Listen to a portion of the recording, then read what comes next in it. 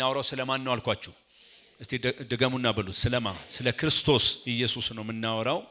ስለዚህ ዛሬ ማሳያችሁ ጌታ ኢየሱስ ክርስቶስ በብሉይ ኪዳን እንዴት ባለ መልኩ እንደተገለጠ አብረን እናጠናለን። ስለዚህ የምንነጋገረው ስለ ትምህርተ ምንድነው?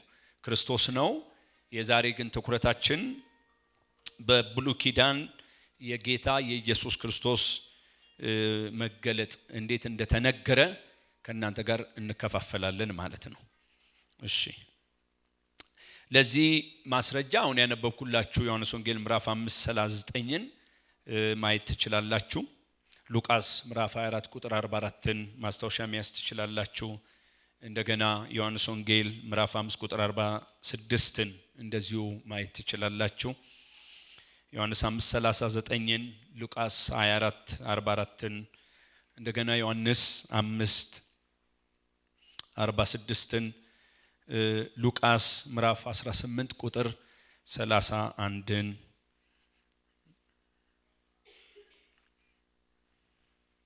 እንደገና ሉቃስ ምዕራፍ 20 ከቁጥር 42 እስከ 43 ማየት ትችላላችሁ። እነዚህ ክፍሎች የሚነግሩን ጌታ ኢየሱስ ክርስቶስ ራሱ ነው ያለው በነቢያት በመዝሙራት በሕግ ስለማ ተጽፏል። እስቲ ስለኔ በሉ። ስለማ ማለት ነው ስለ ኢየሱስ። ስለዚህ እነዚህ አሁን የነገርኳችሁ ጥቅሶች በመዝሙራትም በሙሴ ሕግም በነቢያትም ስለማ ስለኔ ስለሚል መጽሐፍ ቅዱስ በሙሉ የሚያወራው ስለማን ነው ማለት ነው? ስለ ጌታ ስለ ኢየሱስ ክርስቶስ ነው። ለምሳሌ ሉቃስ 18:31ን ብናነብ 12ቱንም ወደ እርሱ አቅርቦ እንዲያላቸው እነሆ ወደ ኢየሩሳሌም እንወጣለን፣ ስለ ሰው ልጅም በነቢያት የተጻፈው ሁሉ ምን ይላል? ይፈጸማል። ስለዚህ በነቢያት ስለማ ተጽፏል ማለት ነው?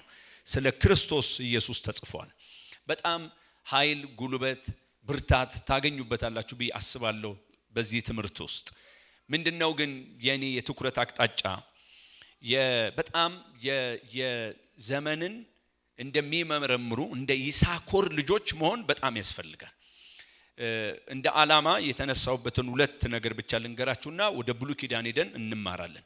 አንደኛው እንደ ዓላማ እንዳወራ በልቤ የሞላበት ምክንያቱ የትኛውም በዓለም ላይ የሚነሳ የትኛውም ትምህርት፣ የትኛውም ልምምድ፣ የትኛውም ስርዓት ትኩረት የሚያደርገው ኢየሱስን ነው። በፈለጋችሁት መንገድ መመርመር ትችላላችሁ። ምንም አይነት ትምህርት ይነሳ ግብ የሚያደርገው ማላይ ነው? ክርስቶስ ኢየሱስ ላይ ነው። በተለያየ መልክ ቢመጣ ማለት ነው። አየሩን እየሞላ ያለውን ነገር እንካድ ካልን እንዋሻለን። በጣም በየጊዜው የሚመጡ ንቅናቄዎች አሉ። የሰው ልጆችን እግዚአብሔርን ተገን እንዳያረጉ እንዳይጠጋጉ የትኛውንም ነገር በአእምሯቸውም በእውቀታቸውም እንዲለማመዱ በራሳቸው ጉልበትና አቅም እንዳላቸው እንዲያስቡ በጣም በከፍተኛ ሁኔታ እየተነቀነቀ ያለበት ጊዜ ነው አሁን ያለው ጊዜ። አትጠቀሙ ብለን እንደ እኔ እረኝነት እንደነበርኩት እንዳንነግራችሁ አሁን ተጠቀሙ እንደማለት ነው። አትዩ መባል አይቻልም። መዳኛው መንገድ ግን ንጹህን የጌታን ትምህርት በማምጣት ሚዛኑን ለማን ለመስጠት ማለት ነው? ለእናንተ ለመስጠት ነው። ስለዚህ አንዱ ግቤ በእናንተ አእምሮ ውስጥ አንድ ነገር ለመጫር ነው። ምንም አይነት ትምህርት ይወራ፣ ምንም አይነት ድርጊት ይምጣ፣ ልምምድ ይምጣ፣ ትኩረቱ ኢየሱስ ላይ መሆኑን አትርሱ። የሱን መልክ ማጥፋት ነው። በነገራችን ላይ ለምሳሌ አሁን ሰይጣንን ብናነሳ እኔ ኤፍሬም ሞላ የሚባለውን ሰውዬ ዳረገኝ ሀብታም አረገኝ ምን ይጠቀማል? ግቡ እኔን ዳማረግ እኔን ሀብታም ማድረግ አይደለም። ግቡ አይኔን ከማላይ ማንሳት ከቻለ ከክርስቶስ ላይ ማንሳት ከቻለ በቃ በቂ ነው። ግቡ እሱ ነው። ሌላ ግብ የለውም ማለት ነው። በህይወትም የሚመጣብን ፈተና ጳውሎስ ስለ ተሰሎንቄ ክርስቲያኖች ከጻፈው ነገር መካከል አንዱ ሰይጣን ምናልባት የሚል ቃል አለ አይደል? በክፉ ፈትኗችሁ ከመንገድ ትወጣላችሁ ብዬ እፈራለሁ ይላል። ምን ማለት ነው? የመከራው ብዛት የፈተናው ብዛት ለጌታ ካላችሁ ልብ ቅንነት ያወጣችኋል ብዬ እፈራለሁ ብሎ ነው የሚለው። ለዛ ነው ጢሞቴዎስን የላከው። ታስታውሳላችሁ አንደኛ ጢሞቴዎስን ስናጠና እሱን ሰድጄላችኋለሁ፣ የሰደድኩላችሁ ከዚህ ከቀመሱት ወንጌል ምን እንዳይሉ ፈቀቅ እንዳይሉ ማለት ነው። ስለዚህ የትኛውም ወደኔና ወደናንተ የሚመጣ ፈተና ግብ የሚያደርገው ክርስቶስ ላይ ነው። የሆነ ኤርሚ የሚባለው ወንድም ላይ አይደለም አይደል? እከሊት የምትባለው እህት ላይ አይደለም። አይኑ ያለው ክርስቶስ ላይ ነው። እኛም መረበሽ፣ መታወክ፣ መፍረክረክ ብንጀምር ጥያቄ መጠየቅ የምንጀምረው ማላይ ይመስላችኋል? ክርስቶስ ላይ ነው ጥያቄ የምንጠይቀው ማለት ነው። ስለዚህ አንዱ ይሄንን ሐሳብ ከእናንተ ጋር እንዳወራ እንደ ዓላማ የሆነኝ ነገር መኑኝ የሚያነጣጥረው ማላይ ነው የሚለውን ለማሳሰብ ነው። ክርስቶስ ላይ ነው አንዱ። ሁለተኛውን ግን እንደ ፍርሃትም እንድትወስዱልኝ በልባችሁ ምጭረው እውነት ግን አሁን ኃይሊ በከተማዋ ላይ የሚወራው ይሄ ኢየሱስ መጽሐፍ ቅዱስ ውስጥ ያለው ኢየሱስ ነው ወይ ማለት ነው ወይ? ሁሉም ሰው ስላወራው ነው ማለት አይደለም። እና የትኛውን ራሱ ኢየሱስን እያወራን ነው እኔና እናንተ የተግባባ ነው? እንደ ሰባተኛ አማኑኤል እናጥብበው ካልን የተግባባንበት ያለው ነው ኢየሱስ የትኛው ነው? እሱን አብረን ከእናንተ ጋር ለማውራት ነው። ጊዜው ትንሽ ቆይቷል። ከአሜሪካን ሀገር አንድ ቲም መጥቶ ነበር። ወጣቶችን የሚያሰለጥን ቲም ነው። እዛ ላይ አስተባብር ነበርና አንድ ጥያቄ ተጠየቁ። የእናንተ ሀገር የዘመነ ነው፣ የሰለጠነ ነው፣ ብዙ አዳዲስ ነገሮች አሉ፣ ቴክኖሎጂው በጣም ምቹ ነው፣ ድረ ዘመናዊነቱ በጣም ሰፊ ነው። ወጣቶቻችሁን እንዴት አድርጋችሁ ነው የምታድኑት የሚል ጥያቄ ተጠየቁ። በጣም ረጅም ጊዜ ነው ይህን ከሰማው። ሲመልሱ ምን አሉ? የአሜሪካን አገር ፕሬዝዳንት አንድም ቀን ለህዝቡ ስለ ፎርጅድ ብር አስተምሮ አያውቅም አሉ። ሰምታችሁ? ስለ ፎርጅድ ብር ማለት ይሄ ነው ብሎ አስተምሮ አያውቅም። ለምን? አስተምሮ ሲጨርስ ሌላ ፎርጅድ ብር ይጀምራል። የአሜሪካ መንግስት የሚጨነቀው ጤናማውን ኦሪጂናል የሆነውን ብር ያቁታል ወይ ብሎ ነው። ስለዚህ መንግስት ጥረት የሚያደርገው ፎርጂድ ያልሆነውን ብር እንዲያቁለት ነው እንጂ እሱን ካወቁ ሚዛኑን የሚሰራው ማን ይሆናል ማለት ነው? ግለሰቡ ይሆናል። ግልጽ ነው ሐሳቤ። ያይና ይሄማ ፎርጂድ ነው ይላል። ስለዚህ አንድም ቀን የአሜሪካ መንግስት ለፎርጂድ ብር ተጨንቆ ካላወቀ እኛም ለፎርጂዱ ኢየሱስ አንጨነቅም። ምንጨነቀው ንጹህን ኢየሱስ በልባቸው ለማስቀመጥ ነው። እስኪ አሜን በሉ። ስለዚህ ቤተክርስቲያን ከዚህ በኋላ መታገል ያለባት በባይብል ስተዲ በሉ፣ በሚኖረን የኳየር አገልግሎት በሉ፣ በየጸሎት ጓዱ በሉ፣ በምንም ይሄ ንጹህ የሆነው እውነተኛ የሆነው አሁን ዛሬ ምን ጀምረውን ኢየሱስን ስለማወቄ በጣም እርግጠኛ መሆን አለብኝ።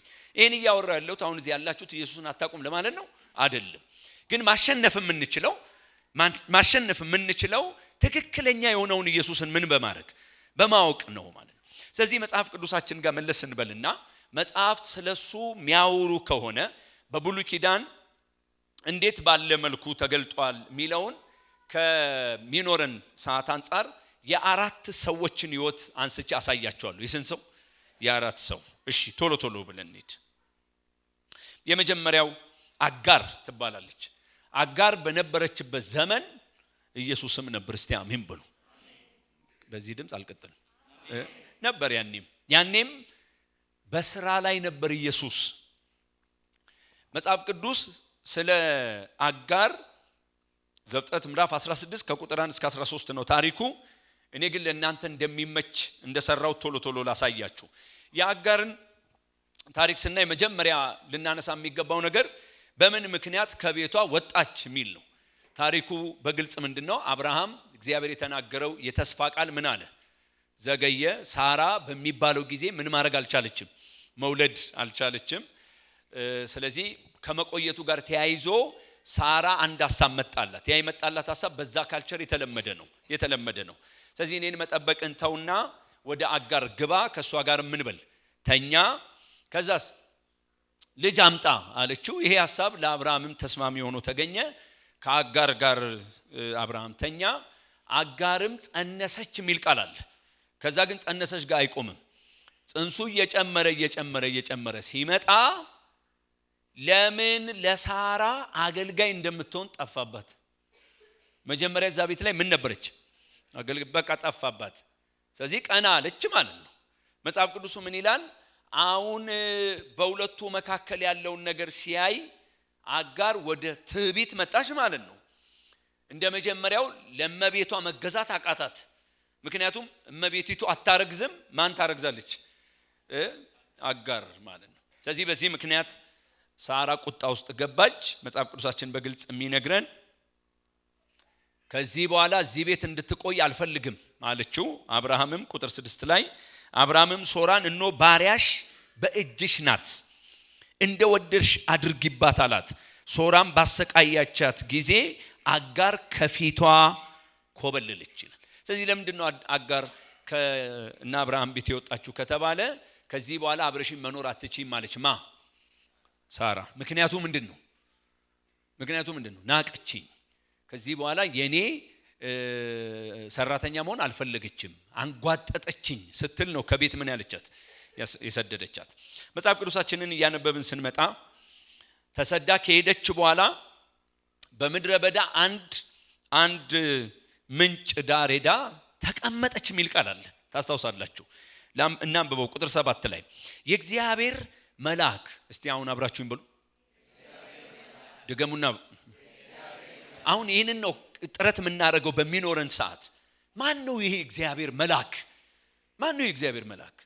መጽሐፍ ቅዱስ የእግዚአብሔር መልአክም በውሃ ምንጭ አጠገብ በበረሃ አገኛት፣ ምንጩም ወደ ሱር በምትወስደው መንገድ አጠገብ ነው። እርሱም የሶራ ባሪያ አጋሮይ ከወዴት መጣሽ? ወዴትስ ትሄጃለሽ አላት። እርሷም እኔ ከመቤቴ ከሶራ የኮበለልኩ ነኝ አለች። ደጋሚ ምን ይላል? የእግዚአብሔር መልአክም ዘርሽን እጅግ አበዛዋለሁ፣ ከብዛቱም የተነሳ አይቆጠርም አላት። አሁንም የእግዚአብሔር መልአክ አላት፣ እነሆ አንቺ ጸንሰሻል፣ ወንድ ልጅም ትወልጃለሽ፣ ስሙንም እስማኤል ብለሽ ትጠሪዋለሽ፣ እግዚአብሔር መቸገርሽን ሰምቷልና። እርሱም አህያን የሚመስል ሰው ይሆናል፣ እጁ በሁሉ ላይ ይሆናል፣ የሁሉም እጅ ደግሞ በእርሱ ላይ ይሆናል፣ እርሱም በወንድሞቹ ሁሉ ፊት ይኖራል ይላል። ቀና በሉ። ምንድነው የሚለን መጽሐፍ ቅዱስ? ይቺ ሴት ከቤት ተባራለች፣ አዘን በውስጧ አለ፣ ደንግጣለች፣ ግራ ገብቷታል። ምንጭ ዳር ያለች ግን አንድ የእግዚአብሔር መልአክ ወዴት መጣ? ወደ ምንጩ ዳር መጣ። ስለዚህ መጠየቅ ያለብን እዚህ እሷ አጋር ያለችበት ምንጭ ዳር ላይ የመጣው የእግዚአብሔር መልአክ ማን ነው? መጽሐፍ ቅዱስ ማን ነው የሚለን ነው። አሁን እንድታቁልኝ የፈለኩት ነገር ምንድነው? በብሉይ ኪዳን የክርስቶስ ኢየሱስ መገለጥ ወይም ደግሞ መታየት በምን አይነት ሁኔታ ነው የተገለጠው ከተባለ አሳያቸዋለሁ በተደጋጋሚ። ምን ተብሎ ነው የተገለጠው? የእግዚአብሔር መልአክ ተብሎ ነው የተገለጠው። እዚህ ክፍል ላይ ያለው የእግዚአብሔር መልአክ እኛም የምናቃቸውን ስለ መልአክ እናቀለና የምናቃቸውን አይነት አይደለም። ይሄ የእግዚአብሔር መልአክ የትኛው ነው? ማን ነው ብለን ብንጠይቅ ግብሩን ነው መመርመር ያለብን። ምንድነው የሚያወራው ይሄ የእግዚአብሔር መልአክ? አንድ መልአክ ተብሎ የሚጠራ አሁን በሚያወራው ልክ ሊያወራ ይችላል ወይ? ሊያወራ አይችልም። ስለዚህ እሱ ምንድነው አሁን ሲመጣ ሚላት ነገር ምንድነው የሚያወራት ነገር የሚለውን አብረን ለማየት እንሞክር። ምንድነው ሚላት የጌታ መልአክ ሲመጣ? ለመጀመሪያ ጊዜ በዚህ በመጽሐፍ ቅዱሳችን ውስጥ የክርስቶስ ኢየሱስ በብሉይ ኪዳን መገለጥ የታየበት ቦታ ይሄ ቦታ ነው። ስለዚህ ይሄ እዚህ እግዚአብሔር መልአክ የሚለው ማን ነው ማለት ነው? ክርስቶስ ነው ለማለት ግን የምናቀርበው ማስረጃ ምንድነው ክርስቶስ የሚያሰኘን ምንድነው ማረጋገጫችን ከተባለ የሶራ ባሪያ አጋሮይ ከወዴት መጣሽ? ወዴትስ ትሄጃለሽ ካላት በኋላ እርሷም መቤቴ ከሶራ የኮበለልኩ ነኝ አለች። ወዲያው ይሄ የእግዚአብሔር መልአክ ወደ መቤትሽ ተመለሺ፣ ከእጇም በታች ሆነሽ ተገዢ አላት። የእግዚአብሔር መልአክ ዘርሽን እጅግ ከኔ ጋር ናቸው አይደል? ምን እለዋለሁ ነው የሚለው? ድገሙት እስቲ። ምን እለዋለሁ? አሁን ይሄ ምንድነው የሚነግረን? አንድ መልእክተኛ ቢሆን አንድ መልአክ ቢሆን መልአክት እንላለን ቢሆን ሊል የሚችለው ምንድነው? አንድ መልእክተኛ ምንድነው ሊል የሚችለው? ዘርሽን ያበዛዋል ነው የሚለው አይደል? እንጂ አበዛዋለሁ ሊል አይችልም። እዚህ ክፍል ላይ የተገለጠው የእግዚአብሔር መልአክ ግን ምን አላት ነው የሚለው? ዘርሽን ምን እለዋለሁ? ተናገሩታ። ያበዛዋል። እሺ፣ ከብዛቱም የተነሳ አይቆጠርም አላት። ከዛ የእግዚአብሔር መልአክም አላት እንደገና እነሆ አንቺ ጸንሰሻል፣ ወንድ ልጅም ትወልጃለሽ ስሙንም እስማኤል ብለሽ ትጠሪዋለሽ። ከዛ አሁን ቆም ብለን መጠየቅ ያለብን ቀጥሎ ምን የሚል ቃል አለ? እግዚአብሔር መቸገርሽን ሰምቷልና። እኛ እንከተለዋለን የምንለው ክርስቶስ አሁንም ደጋግማችሁ ስሙኝ ከቅርብ ጊዜ ወዲህ በከፍተኛ ሁኔታ እናቀነቅናለን ብለው ልክ ያልሆነ ትምህርት ይዘው እየመጡ ያሉ ሰዎች አንዱ የሚያነሱት ከ2000 ዓመት በፊት የነበረውን እግዚአብሔርንና ከ2000 ዓመት በኋላ የመጣውን እግዚአብሔርን እስቲ አስረዱን ይላል። እኛ ደግሞ አሁን ምን እያልኳችሁ ነው? እኛን በማዳን ተልኮ ውስጥ ወልድ ፈቅዶ መጣ የሚል ወሬ ነው እንጂ ከ2000 ዓመት ወዲህ የምናወራው ወልድነቱ የጀመረው ከ2000 ዓመት ወዲህ አይደለም ነው። ከኔ ጋር ናችሁ ወይ? አይደለም። መቼ ነበር እሱ? ከዘላለም ነበር። እዚህ ብሉይ ኪዳን ላይ ማን ነበር የክርስቶስ ኢየሱስ መጠሪያ ስም ከተባለ ማን ነበር?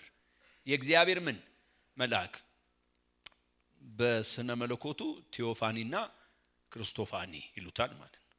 ስለዚህ አንድ ልባችሁ ላይ መቀመጥ ያለበት ነገር ምንድነው ካላችሁ የኛ ክርስቶስ ኢየሱስ በብሉይ ኪዳን አሁንም በደም ስሙኝ በብሉይ ኪዳን በኋላ ከፋይዳው አንፃር አስረዳችኋለሁ። በብሉይ ኪዳን ነበረ። በጣም ቆም ብለን ግን መጠየቅ ያለብን ምንድነው? በኋላ አይታወቅም ደግሞ አልነበረምስ ቢባል በሚል ነው ወይ እዚህ ጋር የመጣው? በስራ ላይ ነበር ነው። ከኔ ጋር ናችሁ? በስራ ላይ ነበር።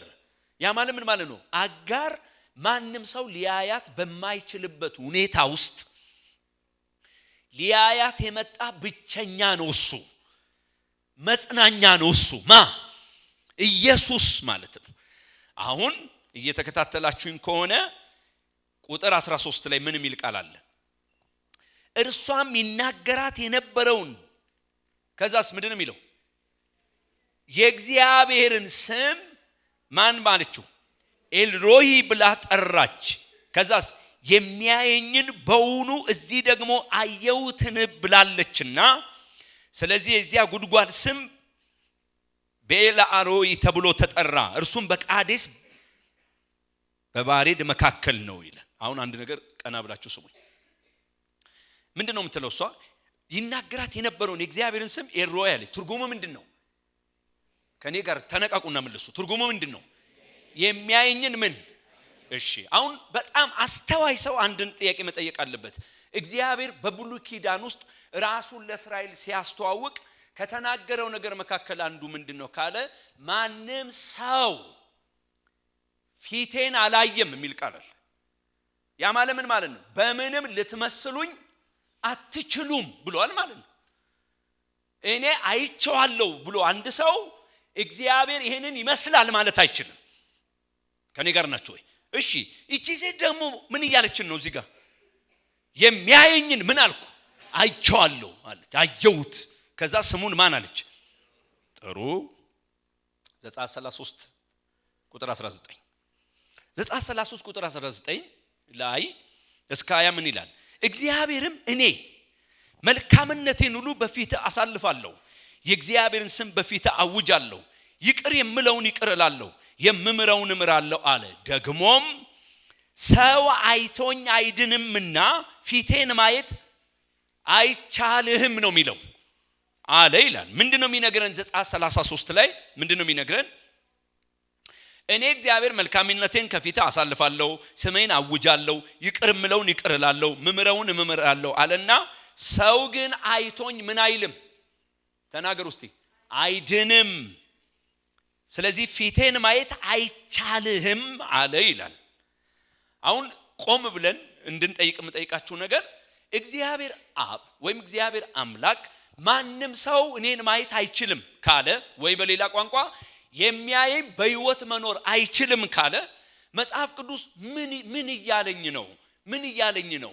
እቺ ሴት አየሁት ካለች ደግሞ ማንም እኔን ማየት አይችልም ካለ አንድ መጠየቅና መፈለግ ያለብኝ ቁም ነገር ምንድነው ከተባለ ትንሽ ታገሱኝ። ዮሐንስ ወንጌል ምዕራፍ 1 ቁጥር 18 ላንብብላችሁ። መቼም ቢሆን እግዚአብሔርን ያየው አንድ ስንኳ የለም። ሰምታችኋል?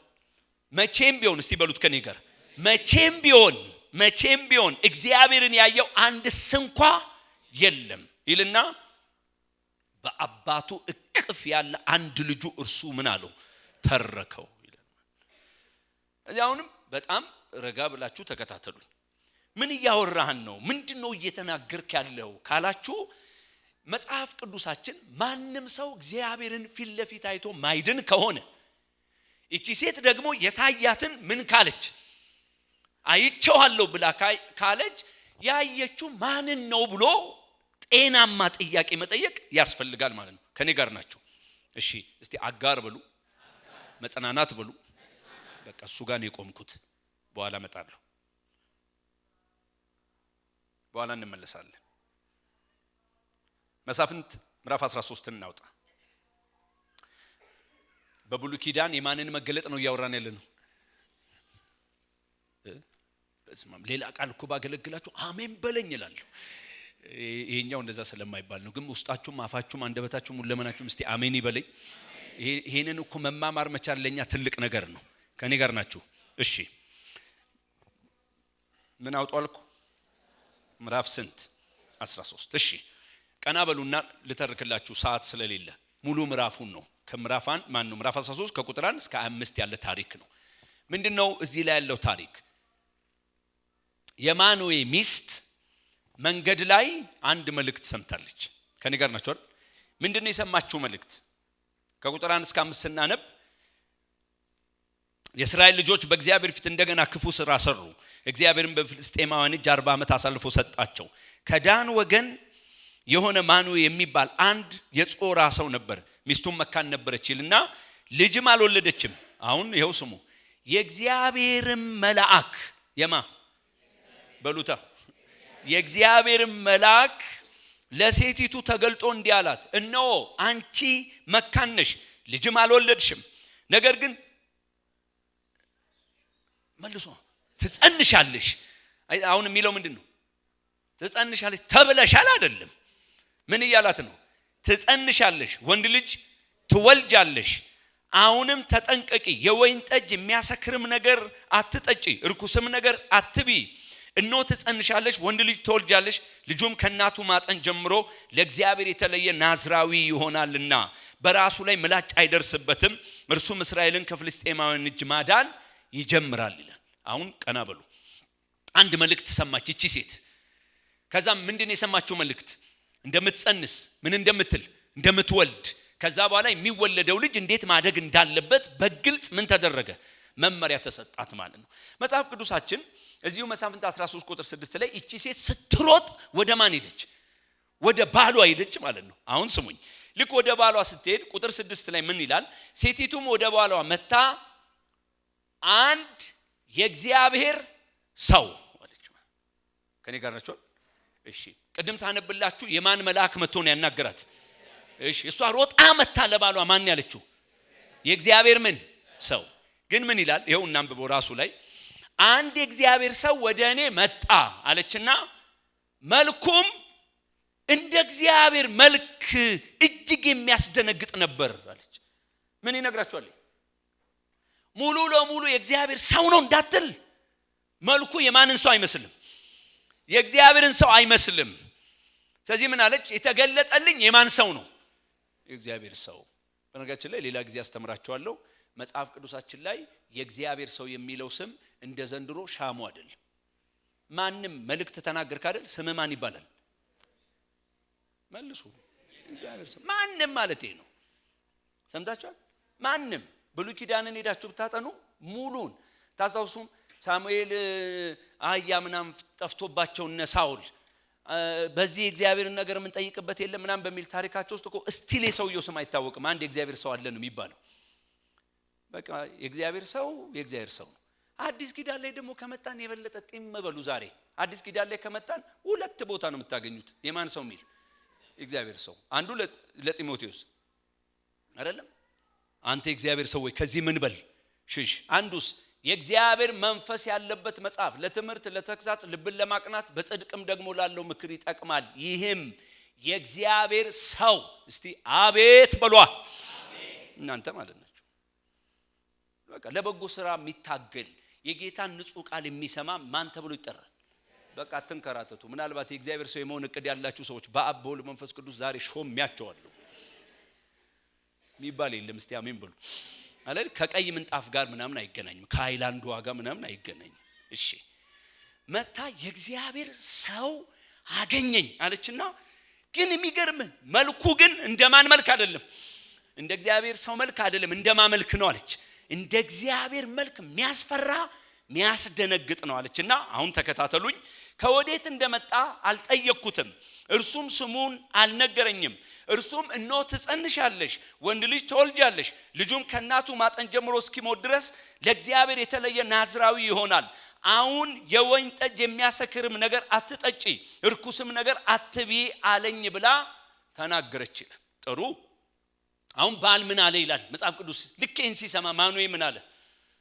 በእውነት በይ። አዎ። ትጸንሻለሽ አለ። አዎ። ወንድ ልጅ ትወልጃለሽ አለ። አዎ።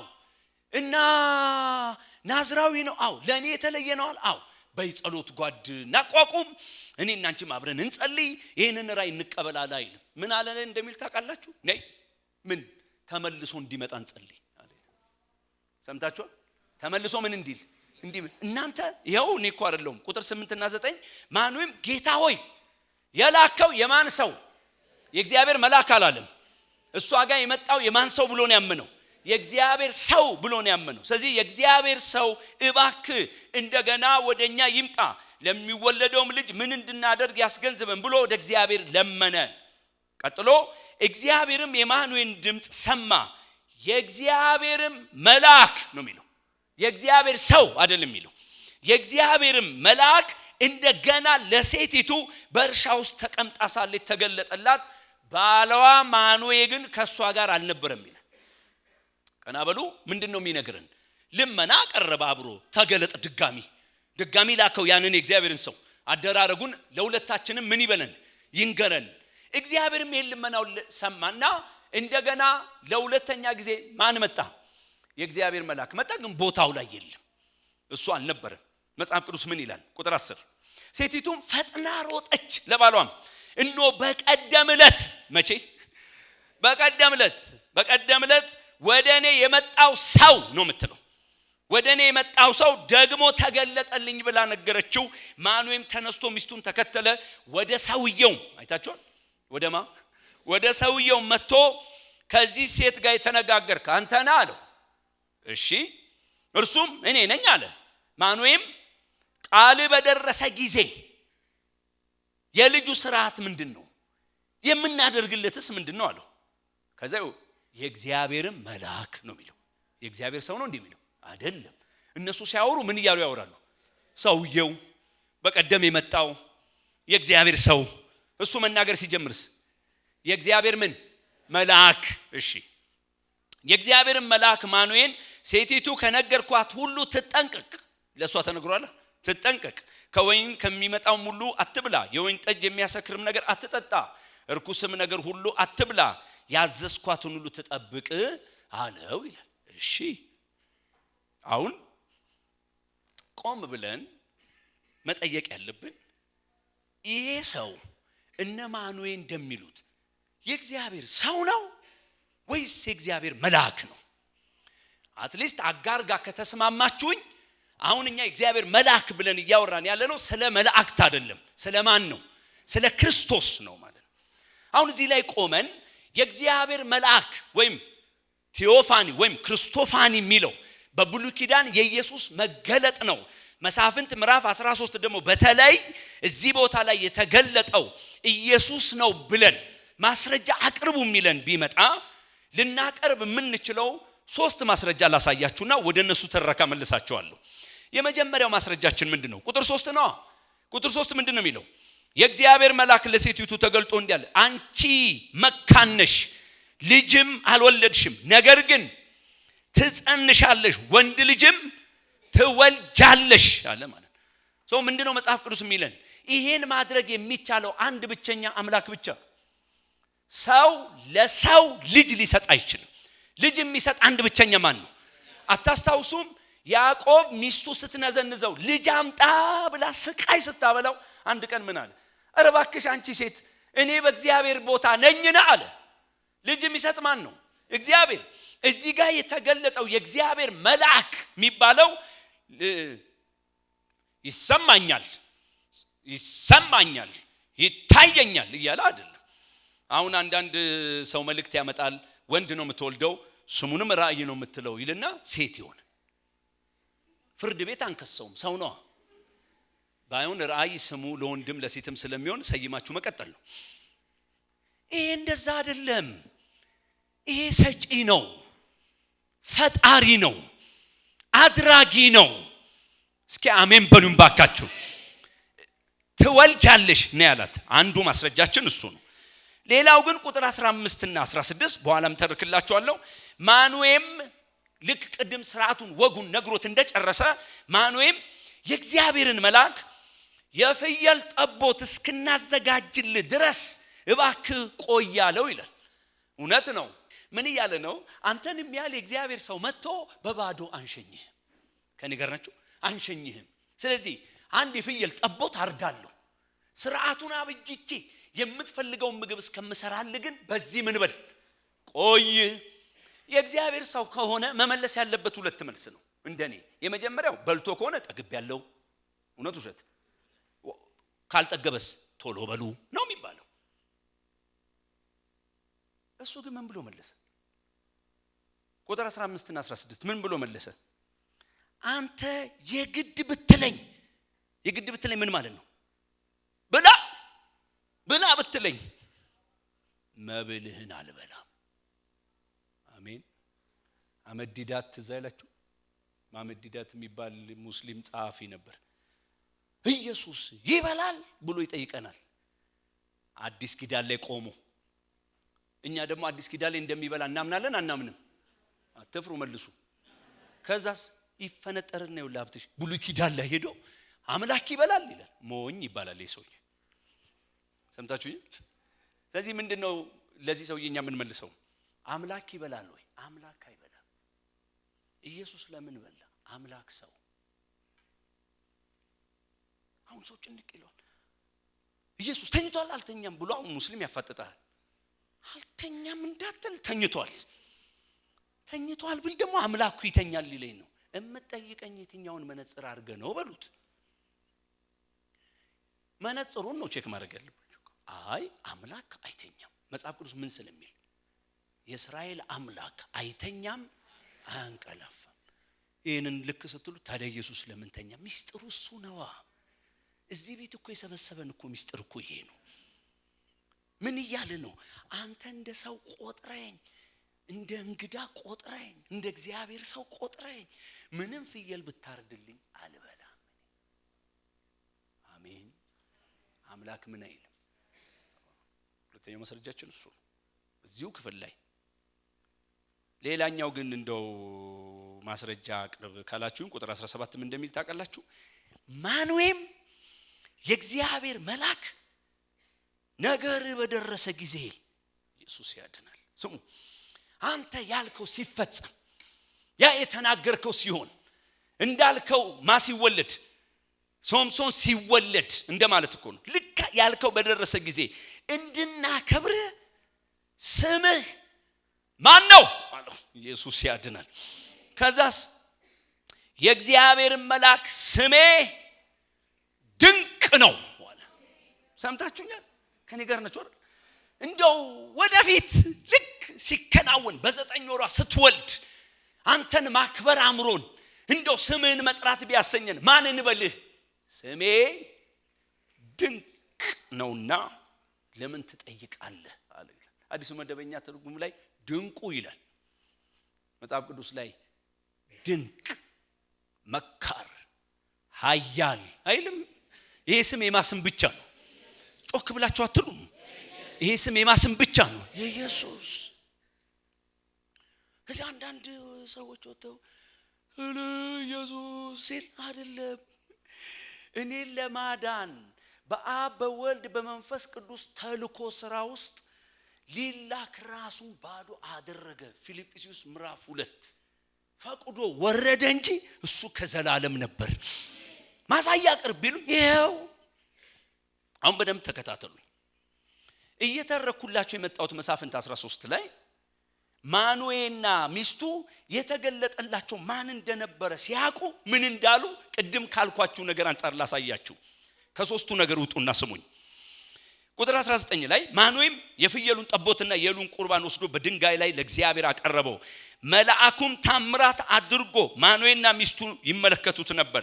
ነበልባሉም ከመሰዊያ ላይ ወደ ሰማይ በወጣ ጊዜ የእግዚአብሔር መልአክ በመሰዊያው ነበልባል ውስጥ አረገ። ማኑኤና ሚስቱ ተመለከቱ፣ በምድርም በግንባራቸው ተደፉ። የእግዚአብሔር መልአክ ዳግመኛ ለማኑኤና ለሚስቱ አልተገለጠም። በየሰፈሩ አታገኘውም። የእግዚአብሔር ሰው አይደለም። ወደ እነሱ የመጣው ይሄ ኢየሱስ ክርስቶስ ነው። እነሱ ማን ያሉት አይደለም። በቀደም የመጣው ሰውየው ያሉት አይደለም። ድጋሜ አላገኙትም። ጥሩ። ከዛስ ያን ጊዜ ማኑኤል የእግዚአብሔር መልአክ መሆኑን አወቀ አይልም። እንግዲህ አላውቅም ወክ ሲያረግ ስላጣው ይሁን ግን በዛ በለመዱ ስርዓት ውስጥ የለም ስለሌለ አወቀ። አሃ ለካስ ካሁን ያናግረን የነበረ የማመላክ ነው የእግዚአብሔር መልአክ ነው አለና ይሄው አሁን ስሟ አለና ወዲያው ምን ይላል? ማኑኤል ሚስቱን እግዚአብሔርን አይተናልና ሞትን ሞታለን አላት ይላል። ደመደመ። ተራሰው እንዳላናገረው አወቀ። የእግዚአብሔር መልአክ እንደሆነ አወቀ። ክርስቶስ እንደሆነ አወቀ።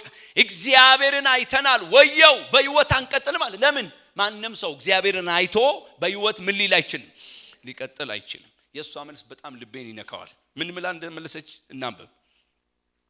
ምን አለች ነው የሚለው? እግዚአብሔርስ ሊገድለን ቢወድ ኖሮ የሚቃጠለውን መስዋዕትና የእህሉን ቁርባን ከእጃችን ባልተቀበለን፣ ሊያጠፋን ቢሆን ኖሮ እሺ ይህንም ነገር ባላሳየን፣ እንዲህ ያለ ነገር በዚህ ጊዜ ባላስታወቀንም ነበር አለችው። ሴቲቱም ወንድ ልጅ ወለደች፣ ስሙንም ሶምሶን ብላ ጠራችው። አሁን ተከታተሉ፣ አስተዋይ ሰው ባካችሁ በደንብ ብላ ጠራችው። ከዛስ ልጁም አደገ፣ እግዚአብሔርም ምን አለው? ባረከው።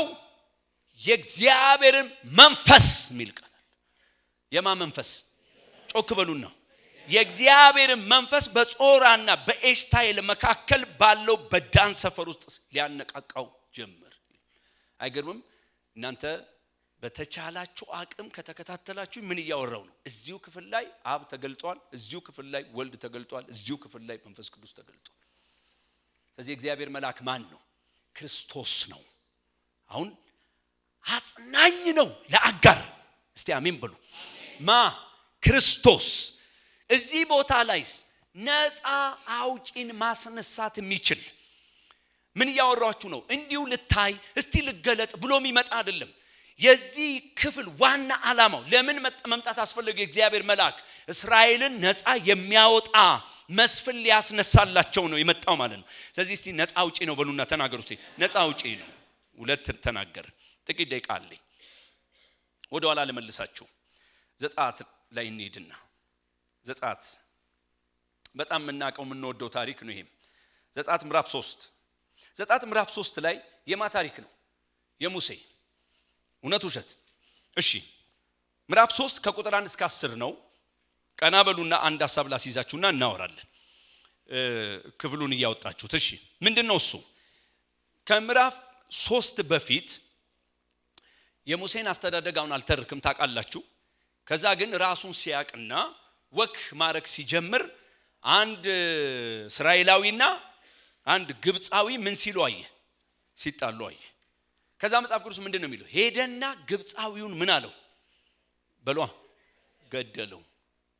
እዛው ወደ ቤት ገባ። እና በንጋታው በሌላ ቀን አንድ ብራዊ ከሌላ ብራዊ ጋር በጣም ሰርፕራይዝ ሆነ። በጣም ተገረመ። እንዴ ያለ ወንድማማች አይደላችሁ እንዴ እናንተ?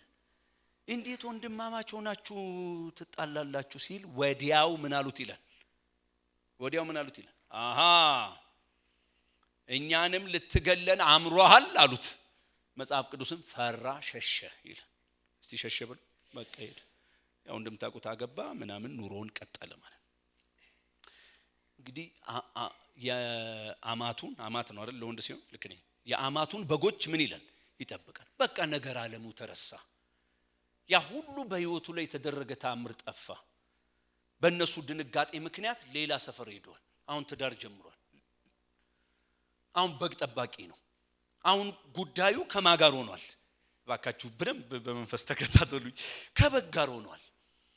ይህን ሰው ትኩረት መሳብ ያስፈልጋል። ከኔ ጋር ናቸው። ትኩረቱን የሚስብ ነገር ካልመጣ ከዮቶር ቤት አታውጣው። ስለዚህ መጽሐፍ ቅዱስ ምን ይላል?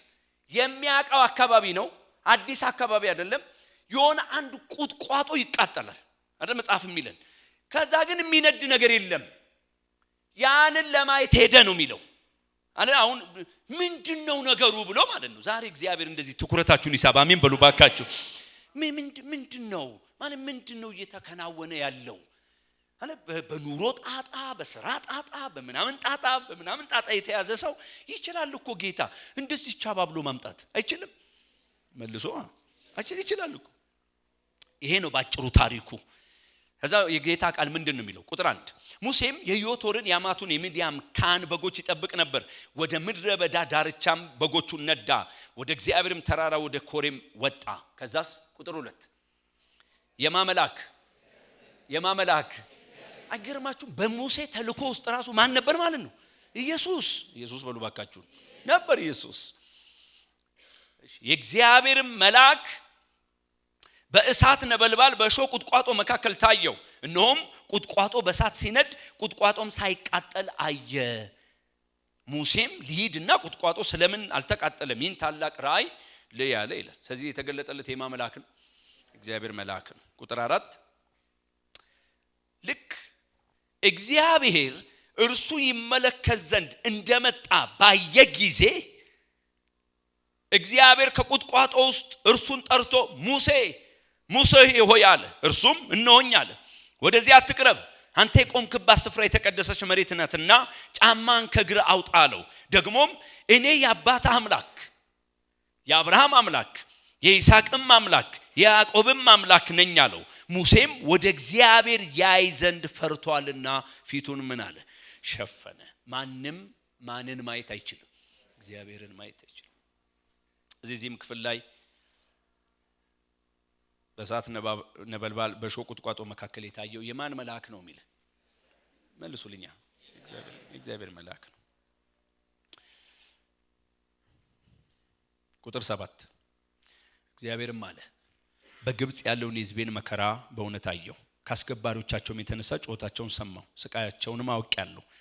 ከግብጻውያንም እጅ አድናቸው ዘንድ ከዚያችም አገር ወተትና ማር ወደምታፈሰው አገር ወደ ሰፊቱና ወደ መልካሚቱ አገር ወደ ከናናውያን፣ ወደ ኬጣውያን፣ ወደ አሞራውያን፣ ወደ ፌሪዛውያን፣ ወደ ኢዋውያን፣ ወደ ኢያቡሳውያንም ስፍራ አወጣቸው ዘንድ ወረድኩ። አሁንም እነሆ የእስራኤል ልጆች ጩኸት ወደ እኔ ወጣ፣ ግብጻውያንም የሚያደርጉባቸውን ግፍ ደግሞ አየሁ። አሁንም ና።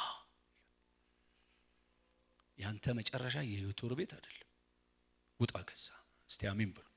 ና የእስራኤልን ልጆች ከግብጽ ታወጣ ዘንድ ወዴት እልካለሁ? ወደ ፈርዖን። ስለዚህ በቁጥቋጦ መካከል አሁንም ለሙሴ የተገለጠ ማን ነው? እግዚአብሔር መልአክ ነው። አንድ ነገር እንጨምርና ወደ መጀመሪያው ስጃችሁ እንቋጫለን። አብርሃምን ጥቂት እናንሳና ባለኝ ሰዓት ጨርሳለሁ። ለሙሴም የተገለጠው የማን መልአክ ነው አልኳችሁ? እግዚአብሔር መልአክ።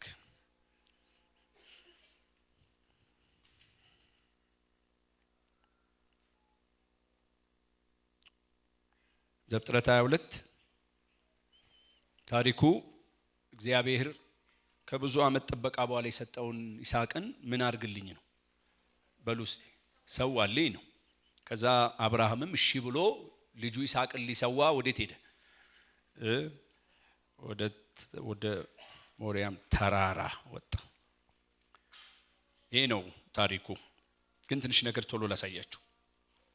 መጽሐፍ ቅዱሳችን ስናነብ ምናገኘው የመጀመሪያው ከቁጥር 1 እስከ 10 ስናነብ አብርሃም ይስሐቅን ወደ ተራራ ይዞ ስለመውጣቱ ነው የሚነግረን። ከዛ ቁጥር 11 በቃ ይዞ ወጣ። ከአህያውና ከሚረበረበው ከይስሐቅ ውጪ ማንም የለም። ሎሌዎቹ በሙሉ የት ቅሩ ተብለዋል? እዛው ቅሩ ተብለዋል። ልጁም ደግሞ ጥያቄ ያቀርባል። አባቴ ሁሉ ነገር አለ፣ መሰዊያውም አለ፣ ምኑም አለ፣ ግን ደግሞ በጉስ አለ። እየሰማችሁኝ ነው? እሺ ቀና በሉና ይሁን። አብርሃምም ቀስ ብሎ ሲያይ በግ ታስሮ ነበር የሚል ቃል የለም። እኛን እንደሱ የምንለው እንደ አረብ ጽሁፍ ስለምናነብ ማለት በነገራችን ላይ አብርሃም በግ መታሰሩን ያውቃል ማስረጃ አምጣ ካላችሁ የዕብራዊ ጻፊ ሲተርክለት ኦሬዲ አርዶታል ብሎ እኛ ነን አሁን ሊያርደው ሲል በግ ስለታሰረ ስንመክር ራሱ ምን ብለን ነው የምንመክረው? አንተ ብቻ ጨክን በእውነት የመስዋዕቱን በግ የምንለው እኛ ነን። በነገራችን ላይ ስንመክራችሁ ነው እንጂ ኑሮ ሲሆን በጉ የት እንደሚሄድ አይታወቅም። ስንመክራችሁ ብቻ ነው በጉ ያለው። አታስታውሱም? ዘጸአት 14 ለምንድን ነው እኛ ኢንጆይ የምናረገው? ዘጸአት 15 ስላለ ነው። እውነት ውሸት ስንናገር ሁሉ አንፈራም። አንተ የኤርትራ ባህር ትፈራለህ ተራመድበት እንላለን። ምዕራፍ 15 አለቻ ፈርዖን ማርያም ከበሮ ፈርዖን ሊሞክር ሲል ይሰምጣል አባቴ አሜን በለኝ እንላለን። ስብከት ላይ አዎ፣ ኑሮ ላይ ሲሆን ምዕራፍ 15 የት እንደሚሄድ አይታወቅም። ወዳቸዋለሁ። ግልጽ ነው የምለው ነገር። ለማንኛውም አሁንም ማነብላችሁ አንድ ቁጥር ከፍ ብላችሁ 11 ነው የማነበው፣ ግን አንድ ቁጥር ከፍ ብላችሁ ሁሉን ነገር ጨረሰ አጋደመ። ከዛ መጽሐፍ ምን እንደሚል ታውቃላችሁ? ቢላዋንም ምን አለ አነሳ ይላል። ወዲያው ቁጥር 11 ላይ የእግዚአብሔር መልአክም ከሰማይ ጠራና አብርሃም አብርሃም አለው ይላል ማለት ነው። ምኑን አንስቶ? ሰይፉን አንስቶ ይስሐቅ ላይ ሊያደርግ ሲል ከሰማይ የማመላክ የእግዚአብሔር መልአክ አብርሃም አብርሃም አለው። ቁጥር 12 እርሱም እነሆኝ አለ። እንግዲህ እነሆኝ አለው ለማን ነው ማለት ነው? ለጠራው ነው። የጠራው ማን ነው? ከኔ ጋር ናቸው አይደል? የጠራው ማን ነው? የእግዚአብሔር መልአክ።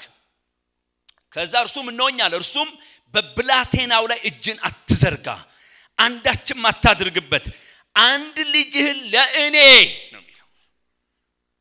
ሰማችሁኝ ወይ? አንድ ልጅህን ለእኔ አልከለከልክምና፣ ቀጥሎስ እግዚአብሔርንም የምትፈራ እንደሆንክ አሁን አውቄያለሁ አለኝ አይልም? ከሰማይ ድምጹን ከፍ አድርጎ አብርሃም አብርሃም ያለው የማ መልአክ ነው?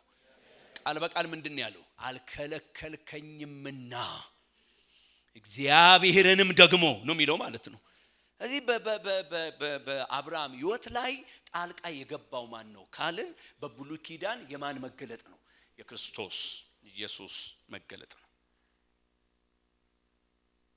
ቁጥር 13 አብርሃምም ዓይኑን አነሳ፣ በኋላውም እነሆ አንድ በግ በዱር ውስጥ ቀንዶች በሳቤቅ ተይዞ አየ። አብርሃምም ሄደ፣ በንጉሱም በጉንም ወሰደ፣ በልጁም ፈንታ መስዋዕት አድርጎ ሰዋው። አብርሃምም ያንን ቦታ ያህዌ ይርሂ ብሎ ጠራው። እስከ ዛሬ ድረስ በእግዚአብሔር ተራራ ይታያል ይላል ማለት ነው። ቁጥር 15 እግዚአብሔርም መልአክ ነው የሚለው። የእግዚአብሔር መልአክም አብርሃምን ከሰማይ ሁለተኛ ጊዜ ጠራው፣ እንዲህ አለው። ምን መልሶ? እግዚአብሔር በራሴ ማልኩ ይላል፣ ይህን ነገር አድርገሃልና አንድ ልጅም አልከለከልክምና በእውነት በረከትን እባርክሃለሁ፣ ዘርህንም እንደ ሰማይ ከዋክብትና በባህር ዳር እንዳለ አሸዋ አበዛዋለሁ፣ ዘርህንም የጠላቶችን ደጅ ይወርሳል፣ የምድር አሕዛብ ሁሉ በዘር ይባረካሉ፣ ቃሌን ሰምተሃልና። ለሁለተኛ ጊዜ እግዚአብሔር መልአክ ተገልጦ ምንድነው ያለው? በስሜ እምላለሁ፣ የሚገባውን አድርገሃልና በሌላ አይደለም ምለው፣ በምኔ? በስሜ። ከዛስ ምዕራፍ 12 ላይ ያለውን ያስታውሰው። ባርካለሁ የሚለው ምዕራፍ ስንት ላይ ያለው? ምዕራፍ 12 ማለት። ምን እያወራሃን ነው ካላችሁ፣ እዚህ ያላችሁ የእግዚአብሔር ቤተሰቦች በጣም በተለየ ሁኔታ ለኢየሱስ ጥብቅና አንቆምለትም። ሰነፎች ግን አይደለን። ሰምታችሁ? በጣም በተለየ ሁኔታ ኢየሱስን የምትጠራው ከሆነ ደም እንፋሰሳለን አንልም እኛ። ጅላጅል ግን አይደለን። እኔ እሱን ስታነሱ ጨጓራ ይታመማል ምንል አይደለንም። ግንስ ደግሞ ሲያግለበልቡትም ነፈስ ግን አይደለን።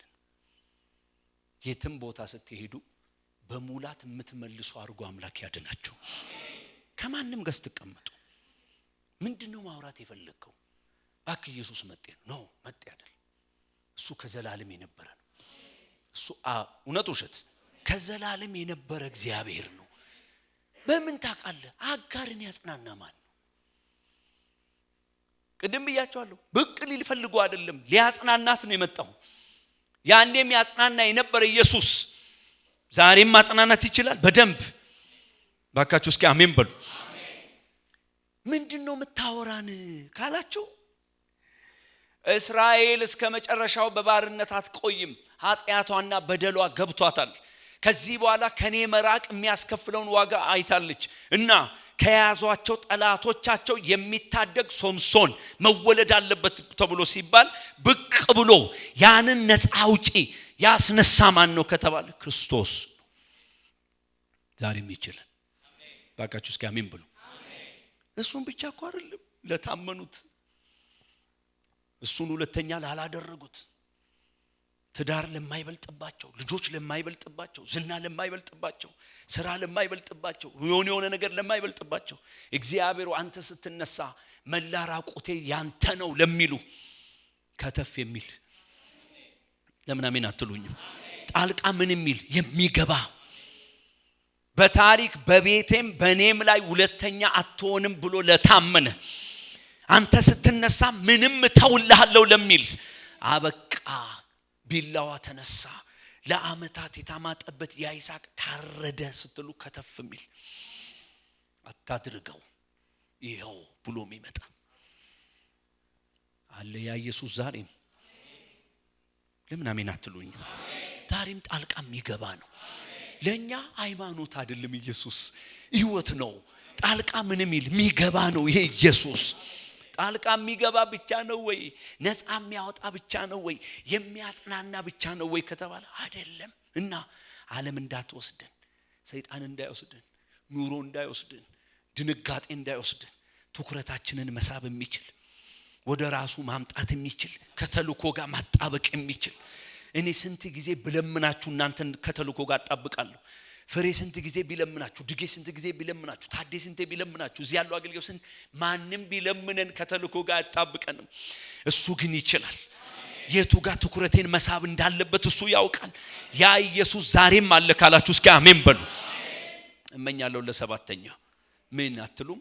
ከማንም ጋር ቁጭ ብሎ ቃል እግዚአብሔርን ማውራት የሚችል ማይደነግጥ እኔም ማቀው ኢየሱስ አንተ እንደምታወራው በር ላይ ያዛ ጋር ያለው በር ላይ ያለው ኤሌክትሪክ እንደዚህ ጥፍት ሲደረግ ጥፍት እንደሚል ሲበራ ብርት እንደሚል እንደዛ ነው ኢየሱስ ሲሉ አንተ አልክ እንደዛ። እኔ ማቀው ኢየሱስ አጋር ህይወት ላይ አይቼዋለሁ። ገና ጥንት አለ ነበር።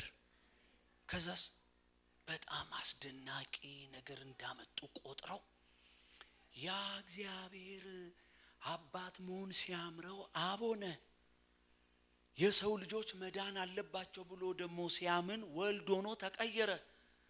እንደገና በምድር ደግሞ ያለ ተልኮን ከግብ ማድረስ ሲፈልግ ደግሞ መንፈስ ቅዱስ ሆኖ ተቀየረ ለሚል አረኔ ላንተ ኃይሌን አላባክንም ሳይቀያየሩ አሳያለሁ አትሉ? ሳይቀያየሩ አሜን ብሉ። በነጋችን ላይ ተቀያይረው አይደለም ሁሉም እኔ ባይ ናቸው። ለምን አሜን አትሉ? ትክክለኛ መዳኛችን ንጹህ በሆነ መልኩ መጽሐፍ ቅዱስ ላይ የተገለጠውን ያንን ኢየሱስን ማወቅ። እኔ ለእናንተ ዘግኝቼን አመጣው እንጂ ሙሉ የመጽሐፍ ቅዱስን ብሉይ ኪዳን ታሪክ ሂዱና አጥኑ። አንድ ማዕት ታወጣላችሁ። የማን መልአክ ሚል? እግዚአብሔር መልአክ። ስለዚህ በብሉይ ኪዳን እግዚአብሔር መልአክ ሚል ካገኛችሁ መላእክት ማለት አይደል። አይ የግድ መላእክት ይበለኝ ከተባለ ማለት ሲያምረው ወይ ገብርኤል ይላል ወይ ሚካኤል ይላል ወይ ሱራፌል ይላል። ዝም ብሎ በደፈናው መልአክ የለም አባቴ።